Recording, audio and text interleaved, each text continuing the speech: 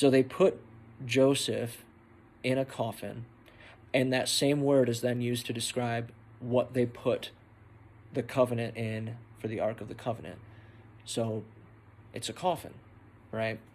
Which is really, it's just really interesting because they they had the book of the covenant. The covenant was broken, so they put the broken covenant tablets in a coffin, like they buried it, like they're gonna bury it like it's dead, and then they put the book of the law outside of the ark as a testimony against the book of the covenant. And so it's almost like you bury someone and you put up a little sign outside of their thing. There's like, they were killed by so and so, blah blah blah, like a testament of whatever. But then what they did with the ark is that they sprinkled blood on the ark, and blood conveys life, right? So they're sprinkling life on this coffin. It's like, I'm not sure, like I'm trying to think about it. It's like putting myself in their shoes, like in some sense it makes sense. Like blood is life, right? And I'm sprinkling blood on this covenant that's dead, right? It's a broken covenant, but the life keeps it going, sort of.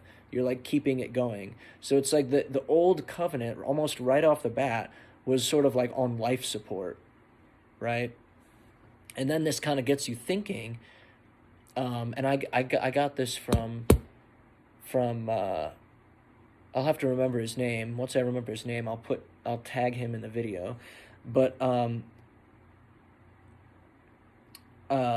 Jesus's tomb, where Jesus is buried, he was on a slab, and there was two angels on either side, just like the mercy seat, the covering of the Ark of the Covenant, and his blood was sprinkled on the covered thing between the angels. So it's sort of evocative of that image of when they would sprinkle blood on the ark. But anyway, the Ark of the Covenant was a coffin. All right, so that's very interesting.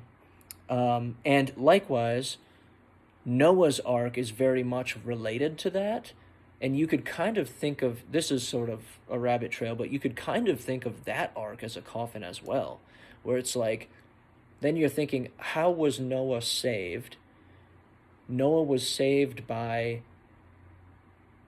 entering in a coffin, and he rose.